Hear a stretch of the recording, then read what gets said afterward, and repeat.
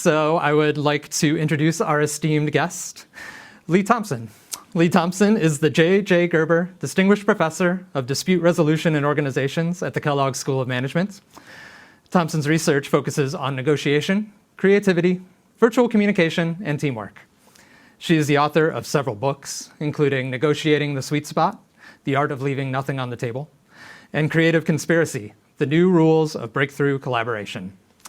She is also a featured writer and contributor in the Wall Street Journal and Business Insider, and she has a really excellent Substack called Dear Professor, where she answers readers' negotiation questions. Thanks so much for joining us today, Leigh. Thank you. Glad to be here. Great. So I'm guessing a pretty healthy chunk of our audience has taken a business negotiation class before, or at least read a book about negotiating in business settings. But some of us haven't. I have not, for instance. For those of us who haven't done a formal negotiation class, can you give us a quick thumbnail sketch on what we should know about business negotiation strategy? Absolutely. If I only had 5 minutes to get you ready, Rob, or anybody on this podcast for a high stakes or even low stakes negotiation, and you told me, look, I never took that class, here's what I do. I tell you two things. The first thing I would tell you about is to develop a BATNA. Now, I know half of my former students are out there just kind of rolling out of their chairs, because that's the first thing we teach people at Kellogg is BATNA. And that is an acronym.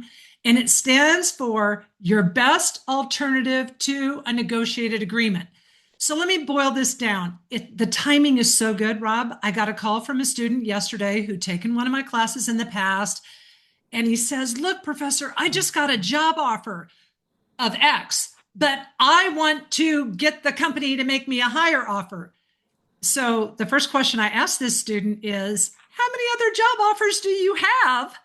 And of course, he said, haven't you looked at the newspaper? Right? There's layoffs going on. AI is encroaching. We're all losing our jobs. I don't have another job offer. And then he freaked out because he said, oh my gosh, I don't have a BATNA. And I said, that isn't true. You always have a BATNA, even if it's to wait, sit in a basement, work part-time at McDonald's. What you want is a really good BATNA because then you have leverage. So I asked him, what are you doing tonight to try to improve your BATNA? Are you going to the career fair? Are you checking to see whether you got on the short list? So that'd be the first 2.5 minutes where I'd prep you. The other piece of advice that I would give you or anybody who's never taken a negotiation course is find the orange. Now, many of my former students know this. There's a situation that changed my life. When I was doing my dissertation, I read a story about two siblings, two sisters, quarreling over a single orange. They love each other, but there's only one orange. So they decide, let's cut it in half. One sister takes her half, squeezes out the juice, throws the peel away. Other sister takes her half, carefully zests the peel to make a bakery scone and throws the juice away. And then the garbage truck comes and goes.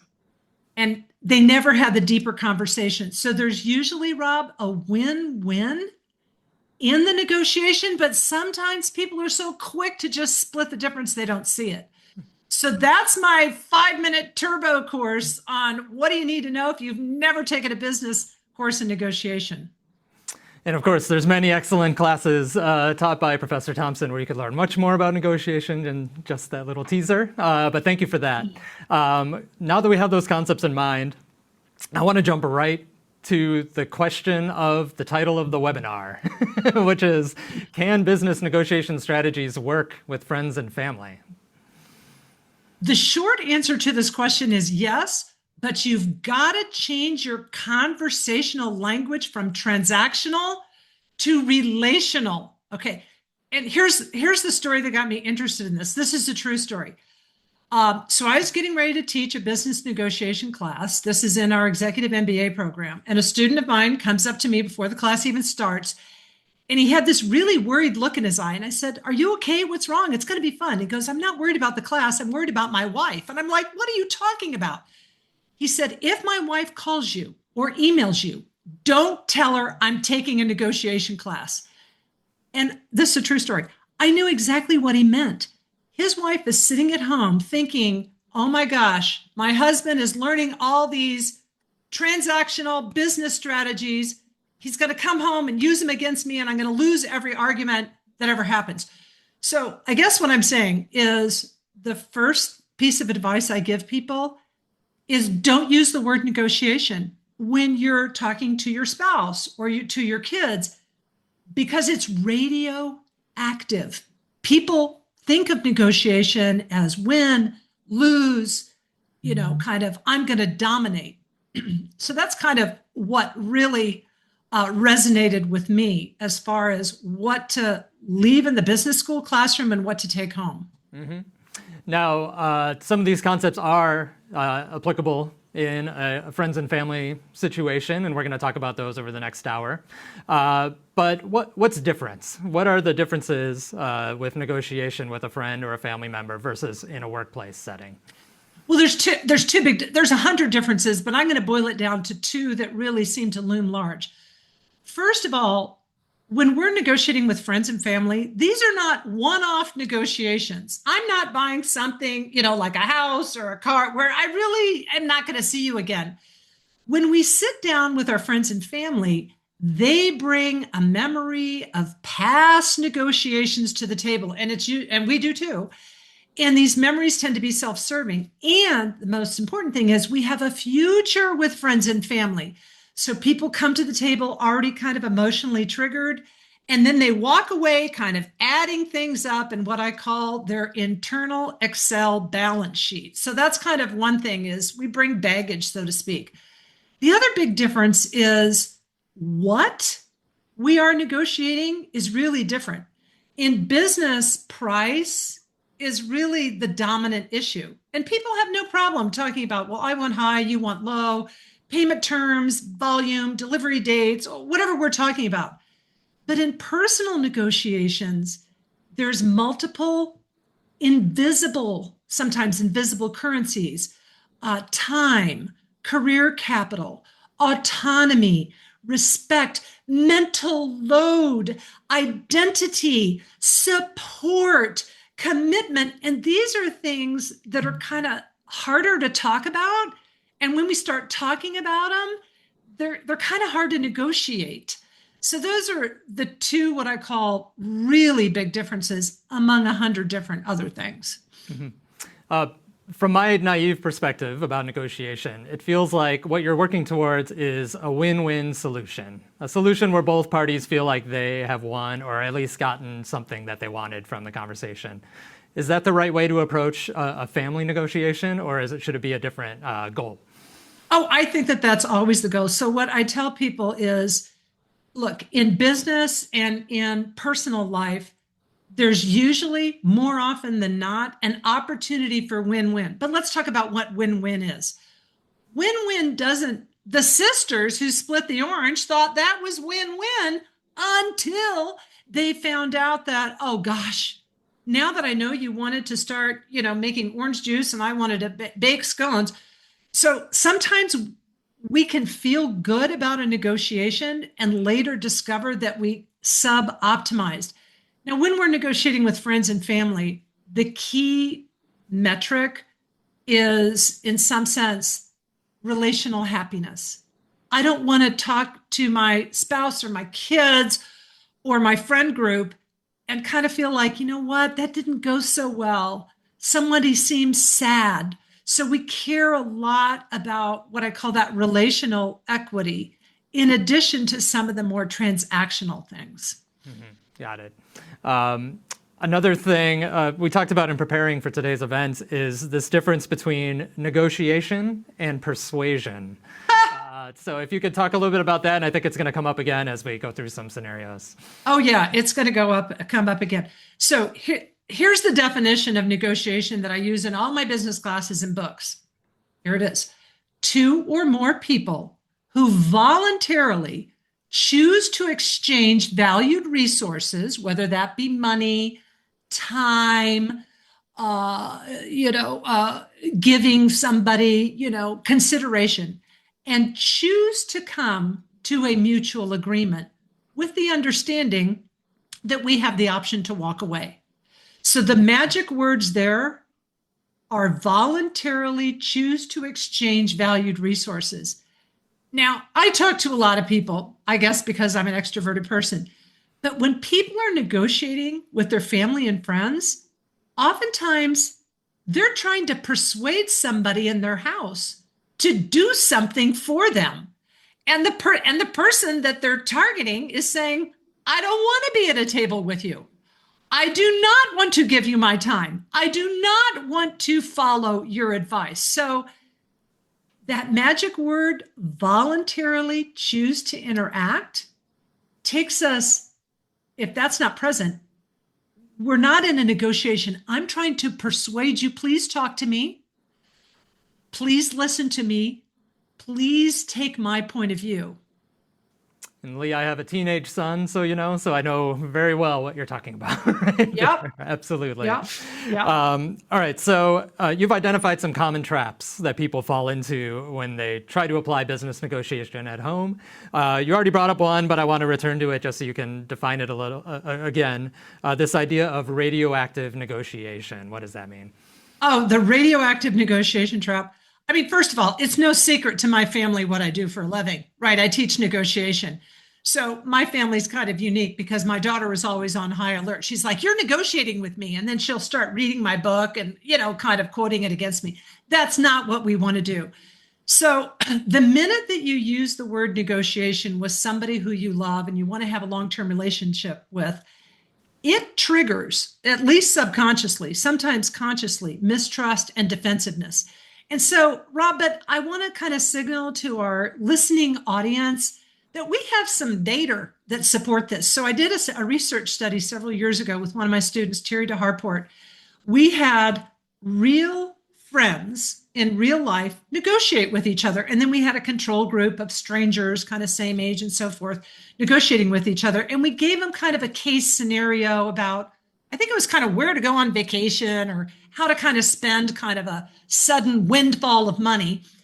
And the only difference that we did in this study is we called the situation a negotiation for some people, and we said it was a problem-solving situation for other people. Otherwise, everything was the same stakes, same value drivers, same pain points.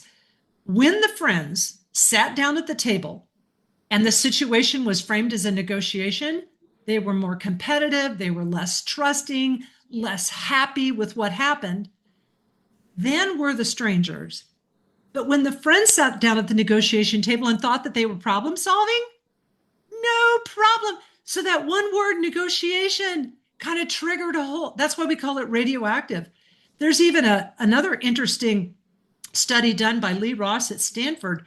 And he had people do a prisoner's dilemma game. I know most people know what that is, but that's a game where I can either be trusting and vulnerable, or I can be kind of cutthroat and competitive. And guess what? What he did is he sometimes called this game the Wall Street game. Sometimes he called it the community game. You know what happened? When people thought they were playing the Wall Street game, the fangs came out, the claws came out. People were super aggressive, not because the stakes differed, but because radioactive. So I always tell people, like, if you're sitting down at your kitchen table and the Wall Street Journal is there, as much as I love the Wall Street Journal, I write for them, put it away because that study was done. All right. So labels matter when you're labels matter. Another trap you talk about is the opposite of the win-win solution we talked about, the lose-lose trap. What is that? Oh, yeah, that's one of my favorite ones to study. So one of the things that we found, Rob, in business negotiations, I was just working with a group this morning, and a lot of people in the group were sales folks. And one of the things that we found in business with sales folks is somehow they believe that their customer has commoditized their product or service. So they walk into negotiation feeling underconfident, and then they do the dreaded take one for the team. We wrote an article on this. We can give it to our readers. And the whole idea of taking one for the team is, I have lost all confidence. I think I'm not in the driver's seat in this negotiation, so I'm just going to give up my monetary value, hoping that you'll like me. So we kind of wondered, is that happening in personal negotiations? So I'm going to tell you about a study that I wish I'd done. So I didn't do it. Somebody else did. Fry, Firestone, and Williams. Get this one. They had newlyweds and dating couples sit down across the table from one another. And the situation was very ripe, no pun intended, to find the orange and reach a win-win. The control group was complete strangers. And I always pause here and I ask the students in my class, I ask a lot of my clients, who did better, the married couples, the dating couples, or the complete strangers? And pretty quickly, people realize that the complete strangers were more likely to find the orange because they weren't afraid to ask questions. What the married and dating couples did, they fell into lose-lose. Oh, honey, I can live with that. Because they were so afraid to verbalize, like, well, here is what would be good for me. Can we continue to explore? They were so afraid that the relationship would crumble that they settled for what I call a lose-lose situation. They both kind of made sacrifices that they didn't need to make.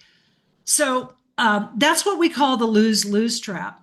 And in my research, I found that about 80% of people walk in with this perception that, oh my gosh, I'm going to damage the relationship I have with Rob if I push too hard. So whatever this guy says, I'll just agree with. And a lot of times that's not true. Great. You brought up this concept of BATNA, which I'll define again for people who aren't familiar. Best alternative to a negotiated agreement. But one of your traps is weaponized BATNA. So I want to hear what that's about. Yes. Oh, yeah. So it's always good to have a BATNA, right? You always have to have a plan B. The better your BATNA is, the more leverage you have. So that's the first thing people learn in a business course. Now, in a business situation, let's say I was trying to sell something to you, Rob, and you might be a customer. You don't really know if I have other customers or clients, and I might not know if you have other vendors. I mean, maybe I have some guesses. Well, in home life, you know dang well what my BATNA is, and I know dang well what your BATNA is. And so a lot of times we like to waive them in front of the other person. And that's what I mean by weaponized BATNA. So in other words, if I'm trying to get one of my kids to do their homework or to study for an important kind of entrance exam or something like that, I'm tempted to say, you know what? If you don't do what I want, I'm going to make sure that you don't have use of the car. You don't have, so I play my threat card. A BATNA is a threat card. I have just statistically increased the chance that my kid on the other side of this message is going to play their threat card. They're going to say, you know what? Well, maybe I just don't care about college. Maybe I'll just kind of start to live in a tent and play music. Now, I'm kind of making up something here, but you can see how quickly people play their BATNA cards as a threat, and then it starts to lead to this spiral. Mm-hmm. Yeah, an escalation, an arms race. Yeah. And arms race. And what we find is that when people at home with our family and friends, when we get emotionally triggered, that's when we're more likely to reach for our BATNA. It's kind of the last kind of Hail Mary. Well, I guess, maybe we shouldn't be together. Maybe I won't go on this vacation with you. And it's really I feel like I'm being backed in a corner. But the minute we make that threat, that is a power move. And that starts that spiral. And there's ways to get out of this that I think it's really good that we talk about how to recognize the weaponized BATNA in our personal lives. Mm-hmm. Great. All right, one more trap, and then I want to talk about some scenarios, and we can get into how to avoid these traps as we're discussing the specifics. The egocentric memory trap. What does this mean? Okay, I'm laughing because, I've studied all this stuff because it's my weakness in life. So let me tell you about the egocentric memory trap. So when you're negotiating with family and friends, you don't walk into negotiations with a tabula rasa, like, I haven't formed any judgments. Of course we've formed judgments. And I am the heroic protagonist in my own story. So one of my favorite scientific investigations on this was done by Ross and Sicoli. And get this, they gave married couples a list of things that included washing dishes, planning vacations, assisting kids with homework, doing errands, paying bills. You get the picture. It was a list of 50 things. And they said, you know what? We're going to separate you from your spouse right now. Tell us, what percentage do you do of this task? Do I do 50%? Do I do 75%? Do I do 32%? You can see where this is going. So they got everybody's percentages, added them together, and it adds up to more than 100%. It adds up to like 137%. So I believe that I do more of the dishes and more of the errands and more of the bill paying and more of the heavy emotional lifting in the house. Well, you do too. And so each one of us feels like, well, you owe me something. And you're saying, no, Leigh, that's not true. You owe me something. So that's what we mean by the egocentric memory trap. And it can lead to playing that weaponized BATNA card. Mm-hmm. I think that's a great segue into our first scenario. We picked out a few to talk about. These are meant to just sort of illustrate recurring themes in negotiations with friends and family, all based on true stories, but details change to protect the identities of those involved. So this one is about recurring household trade-offs, kind of what you talked about this research study was getting at. We're a household where both parents are at critical points in their career, and our kids are at a very active age. Our most frequent tensions are over who sacrifices work time to shuttle kids around to activities and stay home when they're sick. Trying to split it down the middle creates a stressful mental scoreboard. How can we reach a happy arrangement without resentment? Okay, so this is a classic situation, and that study I just told you about is kind of the classic example of that. And first of all, this is a recurring negotiation. So people have their own Excel sheets that are kind of self-serving. So here's what I would suggest. Having been in this situation, I shouldn't even use a past tense word, I'll use a present, being in this situation. So I think the most important thing to do is, before you begin this discussion by saying, you know what, here's what I did last week and you owe me, it's my turn. You want to articulate what you see as your ultimate shared goals. So I'm going to role play because that's how I teach.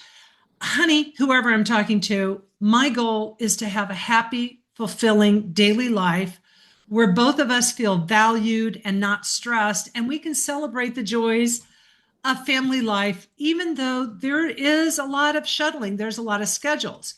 So the first thing you want to do is, instead of referring to you owe me or here's my little private Excel chart, is you want to say, here's my goal. Does that sound good to you? What spouse is not going to say, yes, I do? They're not going to say, I don't want a happy, fulfilling life. Then what you've got to do, and you've got to be very careful about this, you need to forecast what could happen if we went down that road of the weaponized BATNAs or the scorecards. So you want to say, you know what? I think, here's my feeling, that if we kind of continue to let this fester and we kind of continue to keep track of who does what, this isn't going to work out well for either one of us. Would you agree with that that conversation might start to unravel? Chances are spouse is going to agree. Now, they might still feel defensive. Then what you want to do is you want to say, you know what? I heard this silly story about an orange from one of these loud Kellogg professors. And I want to think about the orange in our life right now. Am I right that we're juggling at least 4 things here? I'm kind of making this up. We're thinking about who's taking people to soccer practice and who's going to give up their weekend to go on the traveling basketball trip. You can tell I've been there and done this. And who's going to be planning for that community event that we stupidly agreed to host. Am I right that this is kind of like all the balls in the air? And then the fourth piece of advice I would give this person whose shoes I have walked in is to move the discussion away from accept and reject, where a person is saying, nope, I'm not going to agree with that, to let's brainstorm a bunch of possibilities. And then let's do a hot, warm, cold, good, better, best. So by moving the discussion away from yes, no, accept, reject, to hot, warm, cold, good, better, best, stinky, smelly, whatever, you can start to prevent people from driving that stake in the ground where they say, you know what, I'm at my wit's end and I'm about to play my bat in a card, which is maybe we need to separate, which would be the worst thing that could have happened. Mm-hmm. To back up a little bit, before you have this conversation, how do you even start it? Given that the term negotiation is so toxic, or the concept can be interpreted as aggressive, how do you initiate this conversation? Are there any tips for just getting it off the ground? Yeah, I'm so glad you asked that, because one of the big differences between business negotiations in the office versus at home are that in business, we use calendar invites. We schedule meetings. I know often a week in advance. Oh, I'm going to be sitting down with my operations person. Oh, I'm going to have to talk to all the supply chain people. Well, guess what? At home, we ambush people. We don't give people a calendar invite. Somebody comes in, they've just had a bad day, they've kind of not gotten a PR on some athletic thing they're doing, and then we kind of sideswipe them without a plan. And so the first thing you can do is do what we call table setting, which is, I think we should talk about kind of how we're going to play out the next month, because there's a lot of things on our calendar. I know this isn't a good time because we're just about to go to a school event or whatever it is, but I'm wondering if there's a time in the next couple days where we might have a conversation about how we can get aligned. So you want to, don't ambush people, signal, I'd love to have a conversation. I don't want to negotiate. I want to get in alignment with you and Rob using plural pronouns. I've done that research study with my colleague, Tanya Minute.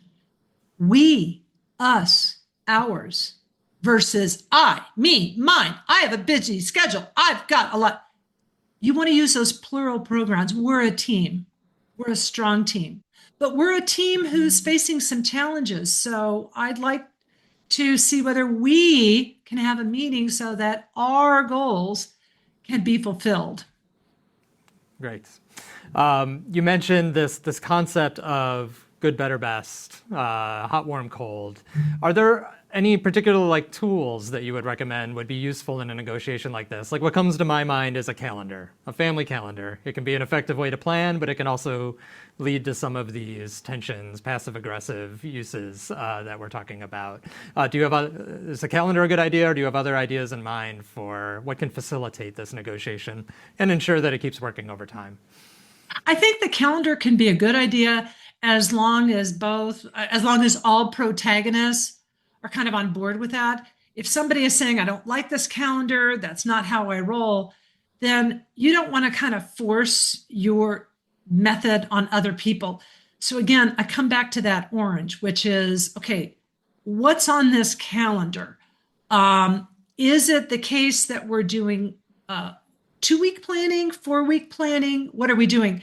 So what I like to do is, before I kind of get out calendars and Excel sheets, which sound a little bit businessy and transactional, I like to kind of say, you know what do we really care about? We both, we have this vacation that's on our calendars. We want to be refreshed. We want to be relishing that together. But there's a lot of things that are happening before we get to that fabulous spring break trip or whatever we're talking about.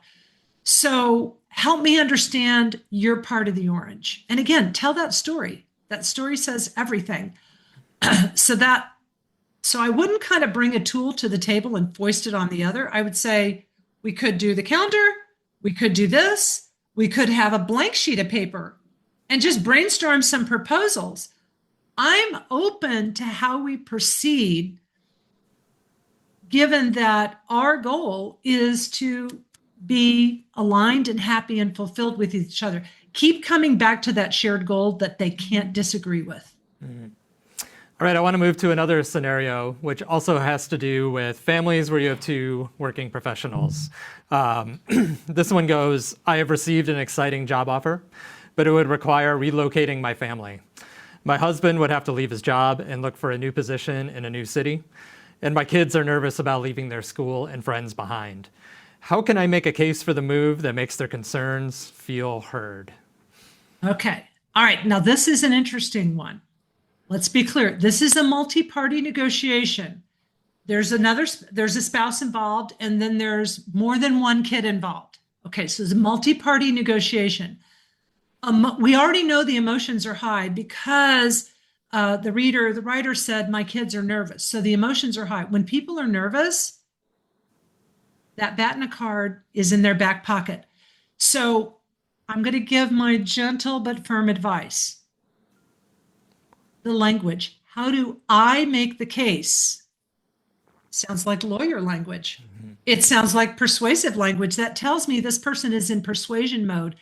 This is not yet a negotiation where people are voluntarily coming to the breakfast table saying, okay, I choose to be here. So your language, how do I make the case, could be misconstrued to seem like the decision's already been made. So I'm going to go, I've been here. I've walked in these shoes. So here's my advice.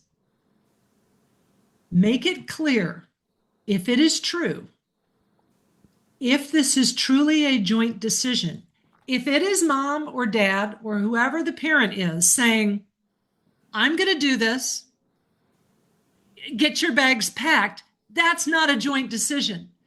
If it is a joint decision where people do have, in some sense, a voice, make that clear. So I'd rather this person say, you know what, I'm super excited about this. Obviously, it would be good for me.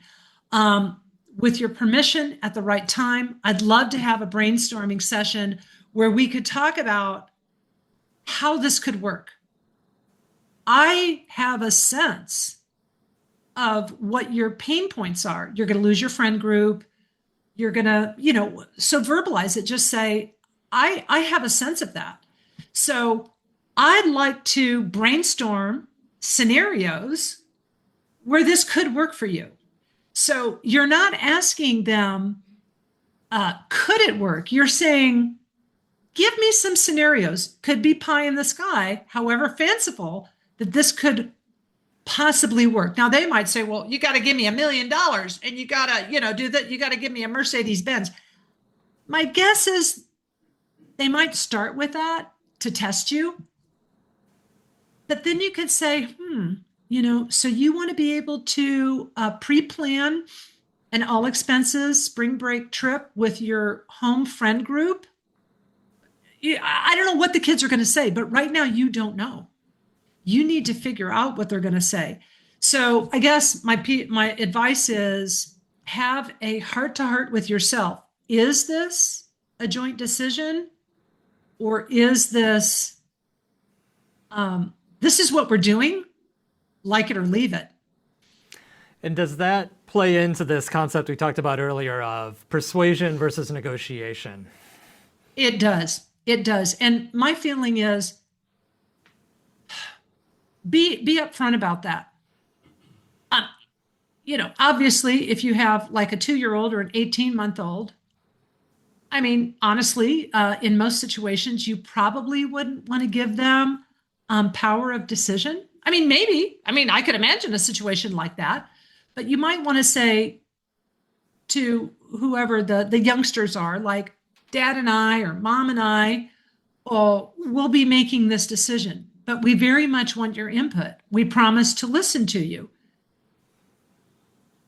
Don't be upfront about whether this is joint decision making or whether it's, here's our goal. We want to be a healthy, vibrant, fulfilled family.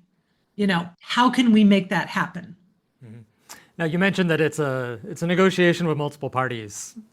Do you think of it as one-on-one negotiation with each of those parties, or is it a group negotiation? And what are the considerations if you're thinking about it as a group versus the sort of two-party model? Yeah, I love the fact that you asked that. So here's my third piece of advice after, be upfront about, is this joint decision making, and then kind of hold the brainstorming session, not the sales session. Third piece of advice is don't build secret coalitions. Don't have one-off discussions where you come back to the table and say, well, Johnny is on board, but Emily isn't, and Juan said that. Right? Just say, look, I think that this is important enough where we need to have, an open forum with all of us present, because everything we're talking about is built on, us being honest with each other, because this isn't the first conversation we're going to have as a family. There's going to be other tough things that come our way. And so building that foundation where we feel like we can trust each other is super important. So these one-off discussions in the business language, they're known as coalitions. So I'm meeting with you privately, and I'm kind of getting you on board. And then that erodes trust when my family is at the table. Excellent. Well, I want to move on to another one that is sort of a parent-child dynamic, though it kind of gets at that these dynamics can shift over time. So this scenario is, we're in the midst of the college search with my daughter, and she has her heart set on a more expensive out-of-state school. I think that the in-state option would be a better value and would give her a similar education at a much lower cost. It's another how do I make my case, but I think what's more interesting here is dynamics change with people, right? In business and in the family, where maybe when the kids are younger, you can kind of tell them what to do in a lot of cases, but this is a case where the kid has aged into an adult who wants to make their own life decisions. So how do you adjust then to this shifted dynamic in a situation like this? All right. So I'm going to kind of overstate this, and then so on the surface, I'm going to try to empathize with the daughter here. And I'm thinking, you know what? My parent, my mom or my dad, whoever said this to me, they sound like a sales rep, and they're trying to sell me on their product or service. They're out of it. They don't understand what it's like to be growing up in the AI era. And this is what I want to do. I'm at an important point in my life. So the daughter is basically saying, nope, I'm not interested in what you're selling. I want to go out of state. So we're now in persuasion mode. So this parent is at a critical crux. Be so tempting. I know I'm an emotional person. I'd be so tempted to get out that BATNA card. And I think let's just be clear on what that BATNA card is. I'm not going to pay for your college education. Oh my gosh, I have just made a vicious threat, undoubtedly going to produce a lot of emotion. So what I would, again, coach this family to do is to just say, look,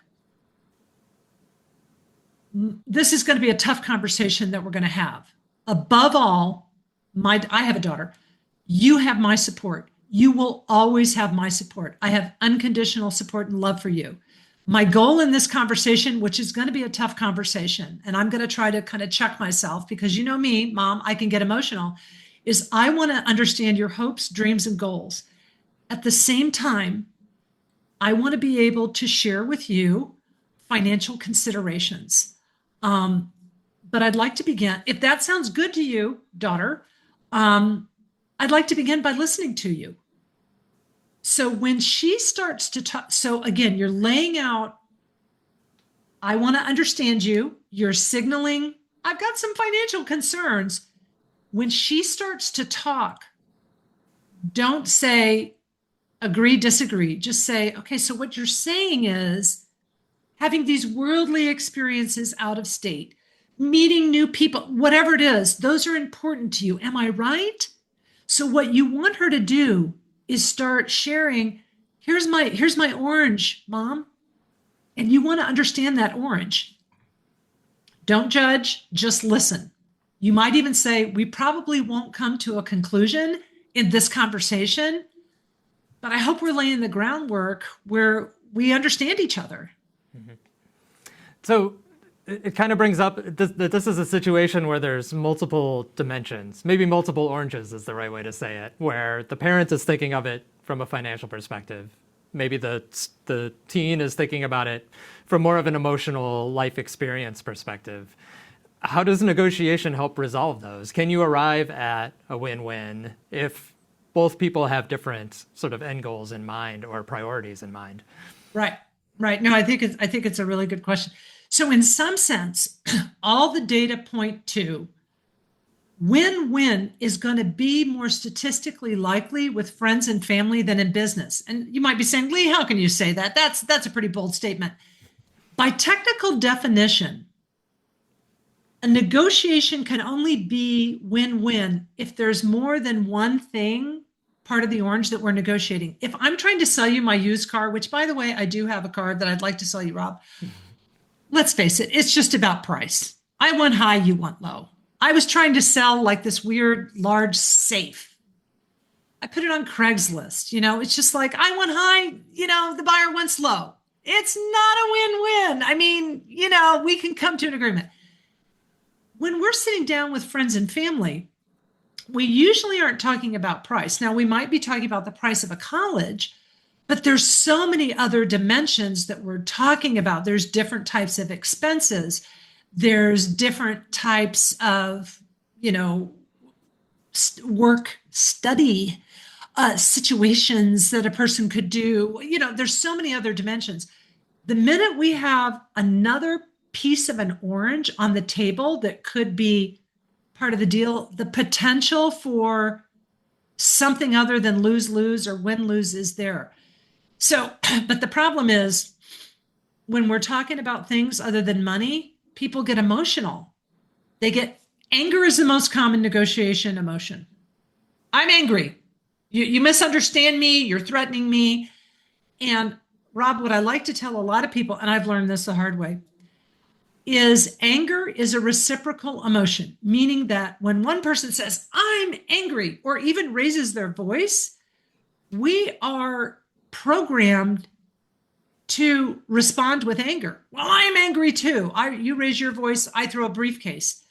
So what's interesting, and I talk about this in my book, Negotiating the Sweet Spot, where I have a whole section on how to negotiate with friends and family and loved ones, is there's a hack for that I've had to learn myself. If you start to feel angry in a negotiation with your daughter or your husband or your friends, don't call it anger. Express disappointment. Oh my gosh, honey, I am so disappointed that this conversation is unraveling. Oh my gosh, daughter, I am so disappointed that what I thought was going to be a lovely afternoon of lunch is really deteriorating. I'm so disappointed. Why are you saying that, Leigh?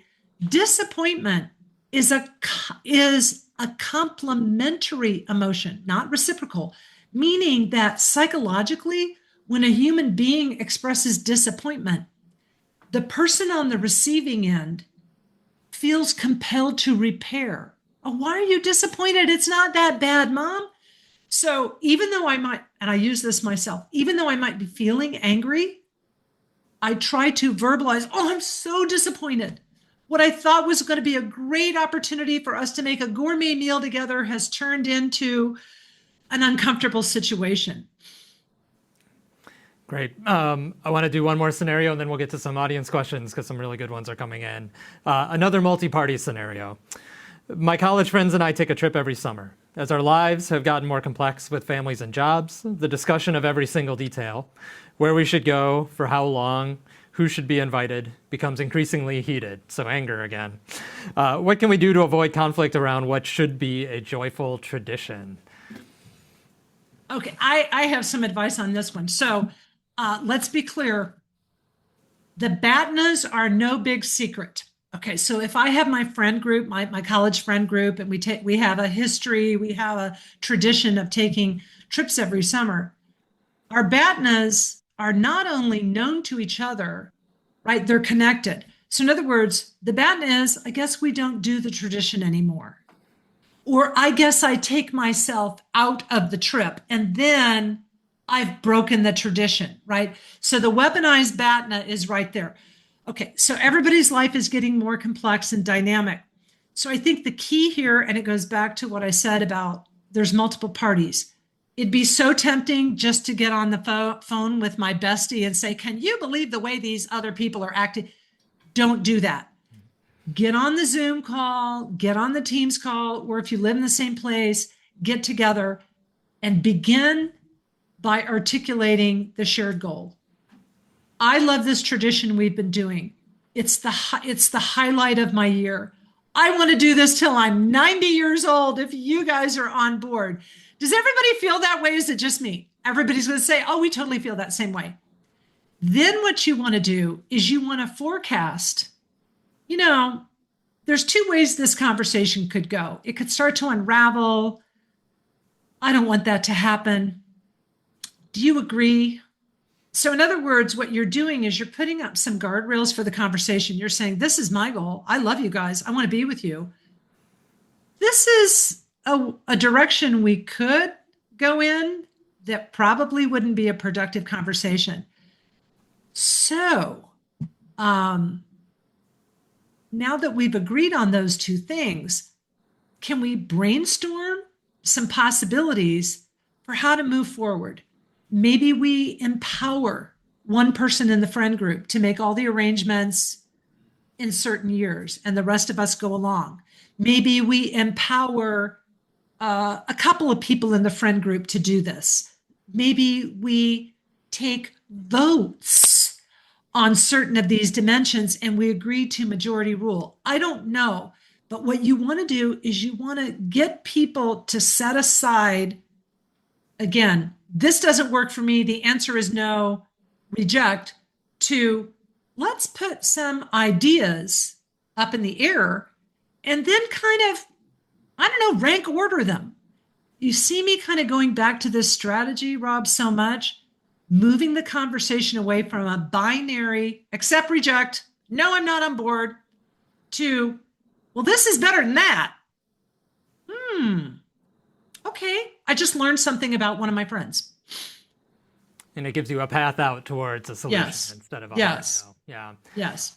I want to pull out one detail from your answer because it's a great connection to one of the audience questions we got, which is about virtual negotiation. So a lot of household negotiations we've been talking about in sort of like the kitchen table sense, but you talked about, meeting with your friends on a Zoom call, getting everybody together.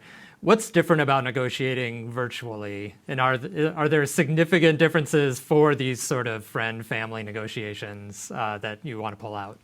Oh, absolutely. Our whole brain changes when we negotiate virtually. And by the way, Rob, when I work with companies, one of the biggest challenges that I have, and technically that they have, is people don't turn on their cameras. That has become the default. When you don't turn on your camera, the default emotion is distrust. In other words, I'm not sure I can believe it.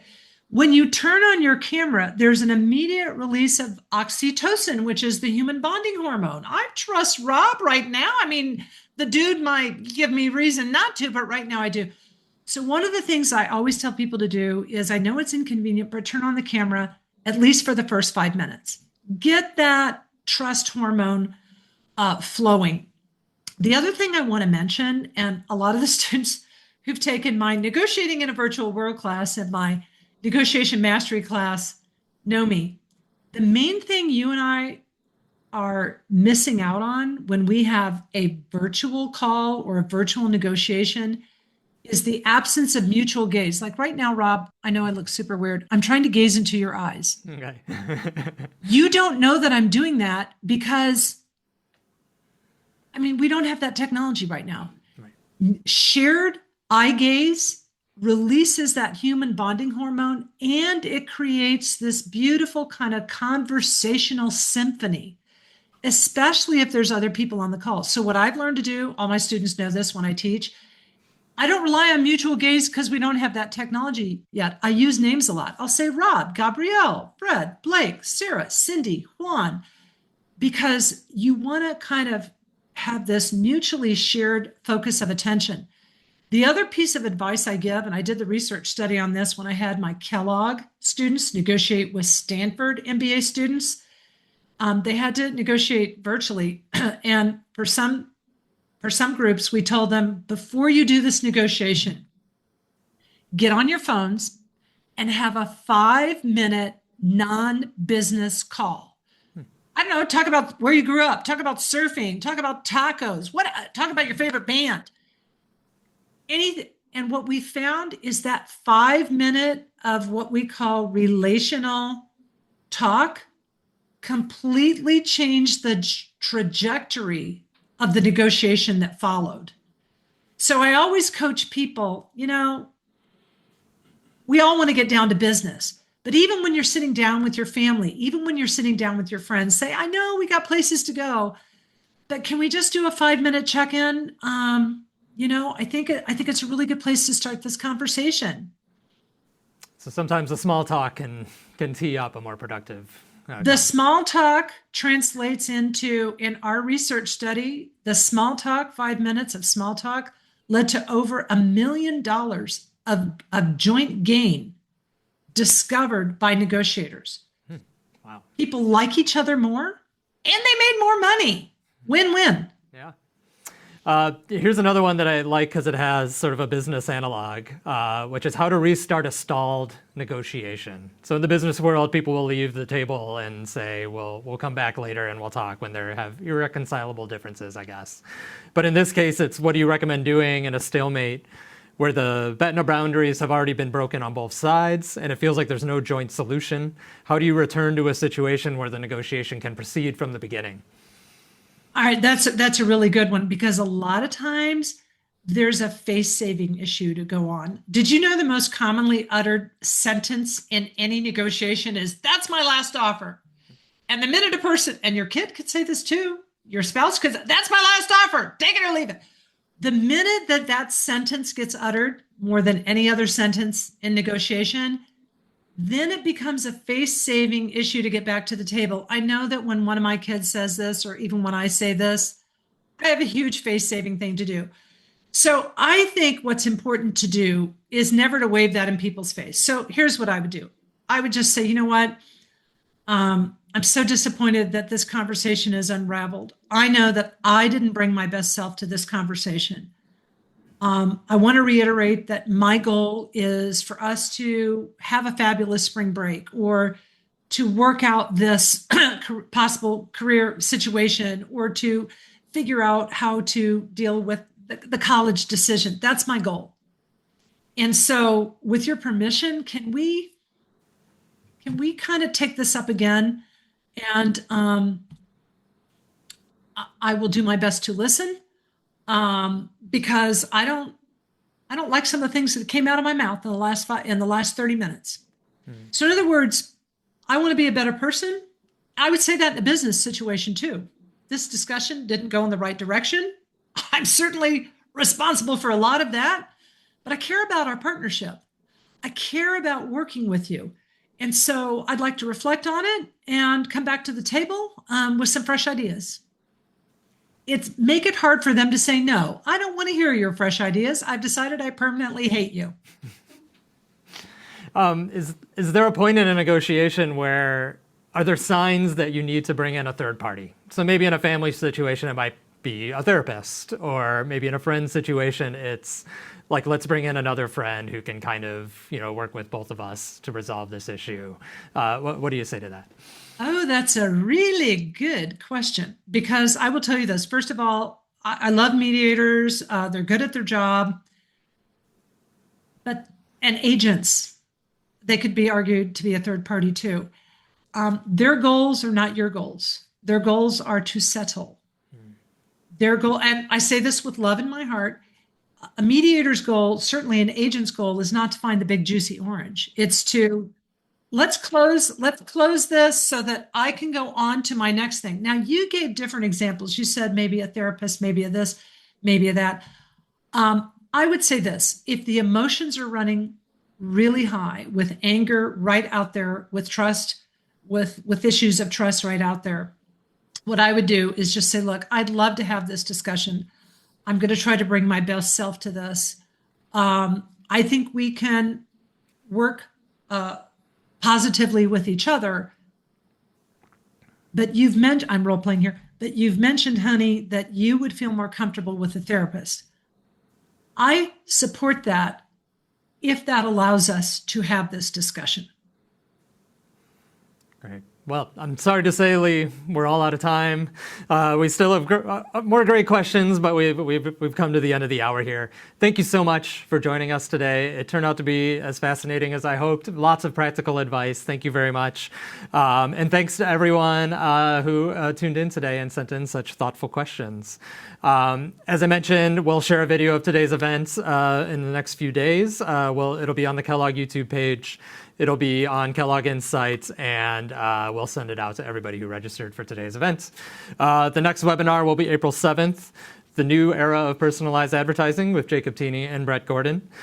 Please sign up for the Insight newsletter if you haven't already, and you will find out more information about that webinar soon. So thank you all for attending. Thank you again, Leigh, and we'll see you all next time.